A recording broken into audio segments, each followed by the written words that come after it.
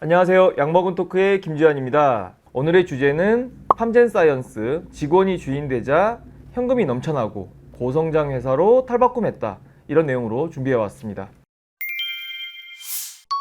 원래 이제 회사 주인이 있었을 거 아니에요. 근데 이제 직원들이 이제 회사 흘러가는 걸 보니까 이거 우리가 직접 하는 게 낫겠네라는 생각을 하게 된 거고, 뭐 오너 최대 주주였던 분도 이제 더 이상 이제 뭐 이렇게 오너십을 발휘하는 뭐 그런 것보다는 좀 엑시트하고 싶었던 그런 마음들이 있었던 것 같아요. 그런 게 좀 잘 맞아져서 직원들이 이제 HD 투자 조합이라는 걸 결성을 합니다. 이게 2019년인데 물론 이제 직원들이 뭐 돈이 많겠습니까? 그래서 나름 이제 투자도 좀 받고 이제 이렇게 해서 이제 투자 조합이 결성되어서 최대 주주였던 분이 김수경 씨였어요. 이분이 이제 지분이 6.34%였는데 120억 원에 이걸 사들였어요. 그래서 이제 사실 인수는 이전부터 이제 결정이 돼 있었어요. 인수하기로 결정을 해서 경영진도 다 바꾸고 뭐 이제 쭉 직원들이 경영을 해오던 과정에서 최종적으로 이제 마지막 인수 절차가 마무리된 건 2020년 6월. 이렇게 해서 이제 인수 절차가 마무리됐고 HD 투자조합, 그러니까 소위 말해서 이제 2대1로 치면 2대1 노동조합이 최대 주주가 된 거예요. 그래서 이제 팜젠사이언스의 최대 주주로 올라섰고 그 뒤로도 계속 지분을 매입해가지고 지금은 지분율 10.97%. 뭐 역시나 또 최대 주주입니다. 회사를 경영하는 두 축은 보게 되면 이제 하나는 뭐 제약회사니까 신약 개발인 거고, 하나는 이제 회사의 외연적인 어떤 비즈니스적인 측면인 거잖아요. 그래서 이거를 잘 하기 위해서는 경영진 교체가 필요하겠다라는 생각이 들어서 HG 투자조합에서는 대표이사 2명을 세웁니다. 물론 조합원 내에 있던 분들을 세워요. 그래서 한 분은 원래 이제 경영본부장이었던 직원이었는데 이분이 HD 투자조합의 조합 대표였는데 이분이 이제 경영 총괄을 맡는 대표가 되고, 또 이제 연구개발을 맡는 분 또 한 분 계셨어요. 그분을 연구개발 총괄 대표로 또 앉히게 돼요. 그래서 경영진을 완전 바꾸면서 회사의 전면적인 어떤 개혁에 나서게 됩니다. 그 외에도 이제 투자 조합에 있던 뭐 그런 분들 있잖아요. 그런 분들이 이제 등기이사 주요 보직에 이제 다 보임이 됐어요. 그러니까 경영진 전면이 다 물갈이가 된 거예요. 이게 어떤 의미냐면 예전에 이제 뭐 유명한 락밴드 중에 이렇게 드럼 치다가 보컬이 너무 이상한 거예요. 내가 노래할게 해가지고 노래해가지고 세계 한 3대 보컬 되신 분 계시거든요. 글로벌리 유명하게. 약간 그런 느낌으로 회사 경영이 너무 답답한 거예요, 직원들이. 그래서 야, 우리가 구성해서 우리가 인수해가지고 우리가 한번 해보자. 이렇게 해갖고 이제 나간 거예요. 사실 굉장히 드문 사례인 거죠. 첫 번째로 이제 투자를 하기 시작했어요. 결국 투자 없이 성장은 없는 거잖아요. 근데 이 투자가 정말 신의 한 수가 됐다고 평가할 수 있을 것 같아요. 우리 코로나가 터졌잖아요. 코로나 터지기 직전에 엑세스 바이오라는 회사에, 아마 이 회사 아실 겁니다. 뭐 매출이 조 단위로 났기 때문에 2019년 8월에 300억의 지분 25.26%를 인수합니다. 그러니까 2019년 8월이면 코로나 터지기 직전이에요. 이 회사가 진단키트로 대박을 냅니다. 매출이 조 단위로 나오면서 팜젠사이언스의 그 금고에 현금 다발을 아주 가득 채워주는 그런 상황이 만들어지거든요. 그래서 1년 반 동안 얼마가 들어왔냐면 1357억 원이 들어왔어요. 그래서 팜젠사이언스가 작년 매출이 1000억이거든요. 그러면 1년 반 동안 이 현금으로 들어온 게 1357억이니까 얼마나 이제 대단한 투자를 했는지 이제 알 수 있는 거죠. 경영진이 2019년에 교체가 됐고 이제 인수 절차가 마무리된 건 2020년인데 첫 번째 투자가 이제 엑세스 바이오였고, 두 번째로는 이 회사가 계속 엑세스처럼 계속 된다는 보장도 없고, 엑세스가 계속적으로 이제 지금 코로나 죽었잖아요. 이 상황에서 계속 돈다발을 안겨준다는 보장은 없는 거잖아요. 그래서 이 회사는 계속적으로 지금 투자를 하고 있어요. 두 번째가 이제 한 게 뭐냐면 사업 매입을 하고 연구소를 확장을 했습니다. 그래서 팜젠사이언스가 예전에 이제 동양섬유 빌딩이 있었어요. 서초구 방배동에 뭐 지상 10층, 지하 3층에서 총 13층 규모인데 이거를 234억 원에 사들였고, 또 화성 동탄에 중앙연구소를 기존에 있던 규모를 한 2배 정도 늘렸어요. 그래서 계속적인 투자가 이루어지고 있다. 이런 상황을 좀 말씀드리고 싶습니다. 제약사가 부동산 투자해가지고 이거를 뭐 경영진의 성과라고 이야기한 건 좀 아니지 않냐 이렇게 얘기할 수도 있는데, 사옥을 마련하고 거기에 이제 흩어져 있던 인재들을 한꺼번에 모은다는 거, 또 우수한 인재를 영입하기 위해서 어떤 공간을 마련한다는 거에 대한 의미가 있는 것 같은데요. 대표적인 게 이제 중앙연구소인데 보통 이제 전통 제약사들 있죠. 아주 옛날부터 한 50년, 60년, 70년 업력 되게 오래된 전통 제약사들 보게 되면 신약 개발이 거의 없어요. 대부분 다 거의 분석 업무를 하거든요. 그래서 특허가 만료된 그 복제약을 만들어낸다거나 아니면 좀 비싼 제품을 만들어낸다거나 사실상 거의 분석 업무가 주 업무입니다. 신약 개발 업무를 거의 하지 않아요.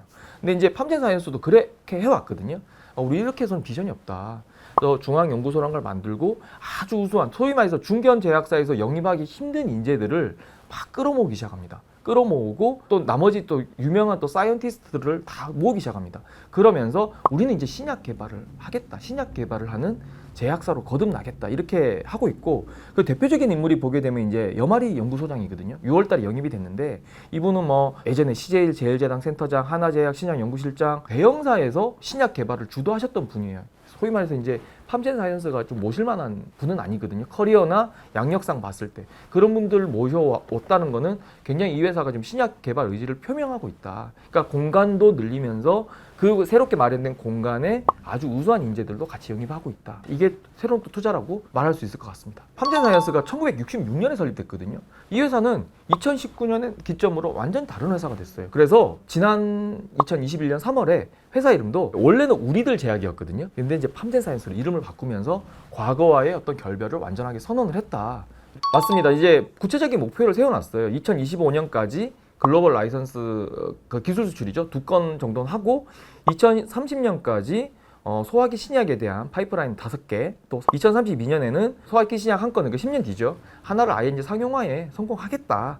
이런 구체적인 목표를 세우고 있고요. 그 외에도 뭐 아까 투자 얘기 많이 드렸잖아요.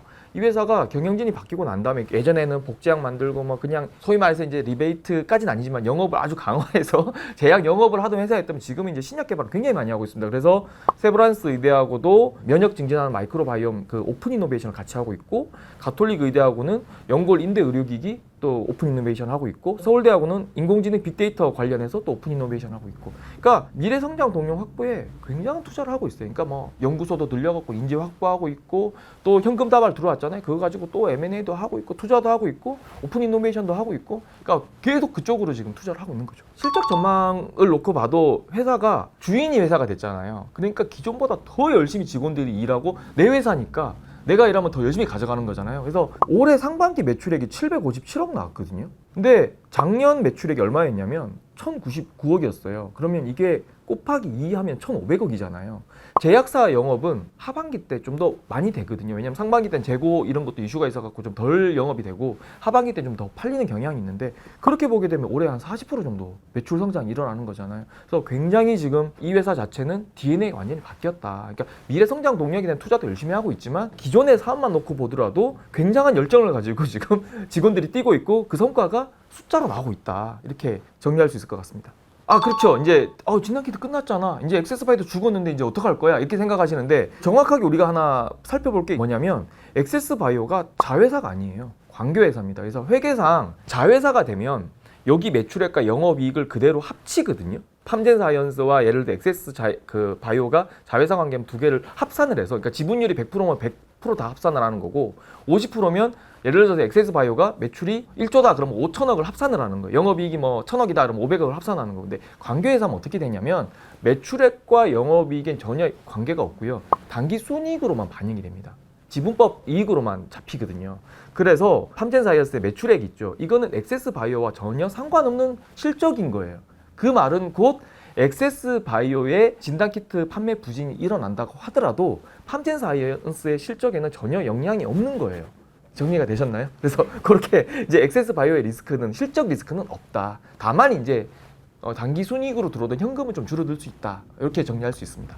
단기 한 1년 반 만에 1,300억이 들어왔잖아요. 그러니까 회사는 지금 사업 영역을 굉장히 많이 확장을 하고 있습니다. 아까 말씀드렸던 오픈 이노베이션 3건 외에도 지금 건강기능식품 작년에 좀 들어갔거든요. 그 사업 영역을 추가해서 가고 있는 상황이고 또 추가적인 M&A도 지금 시도를 하고 있는 그런 상황이에요. 거기에다가 엑세스바이오가 또 돈을 많이 벌었잖아요. 엑세스바이오가 또 자회사가 웰스바이오라고 있는데 이 회사가 매출액이 1년에 거의 2배씩 늘어나고 있어요. 그래서 엑세스바이오는 또 웰스바이오의 지분 61.88% 갖고 있거든요. 어떻게 보면 이제 팜젠사이언스 입장에서 손자회사 같은 회사인데 이 회사가 면역진단, 분자진단, 센서진단 회사고 2020년에 매출 155억, 작년에 272억. 그래서 곧 상장한다는 얘기도 있어요. 이렇게 되면 또 추가적인 수혜가 생기는 거거든요. 엑세스바이오에 투자를 하나 잘함으로써 또 연계되는 어떤 미래 성장 동력이 자연스럽게 확보가 돼 있는 상황이고요. 아까도 말씀드렸지만 뭐 건강기능식품, 또 추가적인 M&A, 오픈 이노베이션, 신약 개발 여러 가지 모멘텀들이 이제 우후죽순 생기고 있는 그런 상황입니다. 오늘은 기업 DNA가 바뀐 팜젠사이언스를 살펴봤습니다. 야구론 기자들 좋아요, 구독, 알람 설정까지 한번 도와주시기 바랍니다. 감사합니다.